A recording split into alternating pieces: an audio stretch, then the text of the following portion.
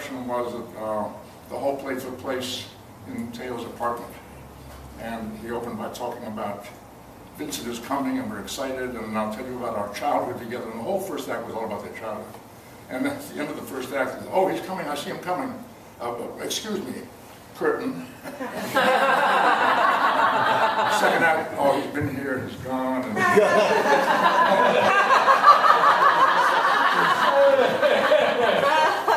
it was a charming way to deal with a difficult issue.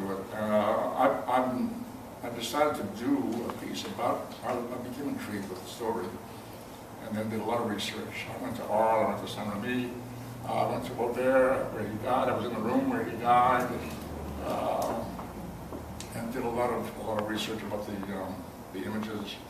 And then I was booked to do a performance at the Guthrie Theater in Minneapolis on a Sunday night, and it was well received, and they contacted me and said, we'd like to send you on tour as a Guthrie presentation. And we ended up doing 150 performances. Wow. Now from those 150 performances, what was By the way, I can't go another moment without telling you two what a superb job you did.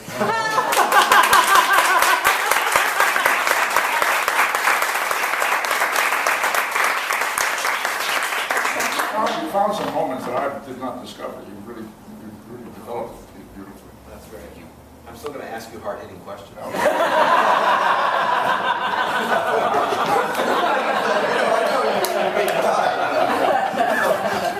Now you said 150 performances. What, as a solo performer, and we'll ask Jean as well, what was the most challenging aspect of doing a solo show, especially for so many people? Well, you know, when you work in a company of actors, there are people who are called supporting actors. That if you're a star of a show, you have supporting actors. When you're doing this piece, there's no support comes through the door. You're up alone. And there are times when I wish somebody would come on. You have no one to turn to. It takes fierce concentration, and it can be exhausting. And particularly this piece, which becomes so emotional, so emotional. It was very, very inspiring to do it because of the great art that you're talking about and this life that you're talking about. But also very difficult, I found, after a period of time. And John, you doing this for the first time as a solo performance? I was sitting at the door for a while. Is this your very first performance? Yes. Oh my. Amazing.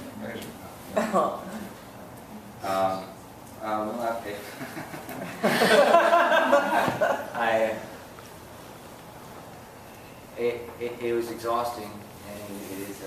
I knew it was going to be exhausting, but having such a warm audience, and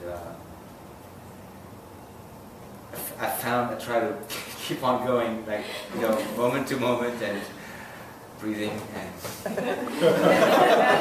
thank you so much for writing this play. I fell in love with it. Well, you had such an immediate response from the audience because you found the humor very quickly, and they found your humor very quickly, and that helps you ride through the piece, knowing that there's somebody there really listening and responding to you. I think it's a wonderful thing.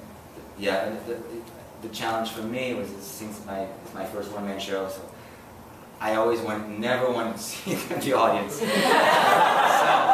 So, talking to even friendly faces. It's a challenge. The story is so dramatic, so powerful. It doesn't go away.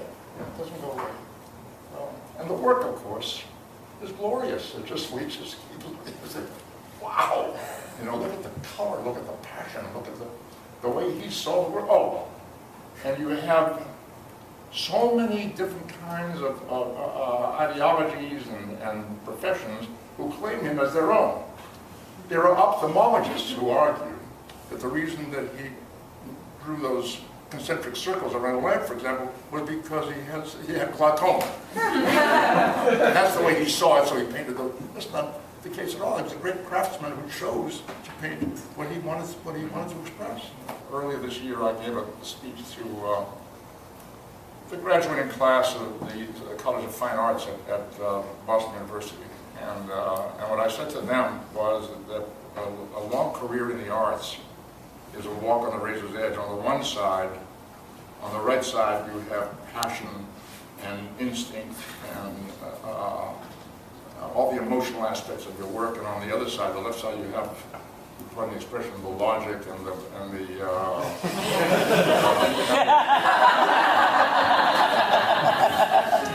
discipline that it takes to manage this path. Now, Jean, do you think you'll be able to reach 150 performances? This is a huge set, so. Nothing was missing here tonight, my friend. You did a wonderful job. There's humanity on the stage. There was humanity tonight. And that's elevating to an audience. That's what we should be doing. We should be elevating audiences. That's what reality TV shows don't do. They don't do it. This is elevating an audience. And aside from giving you information, it's giving you something larger about yourself as a human being. And that's what I find valuable about what happened here tonight. Yeah.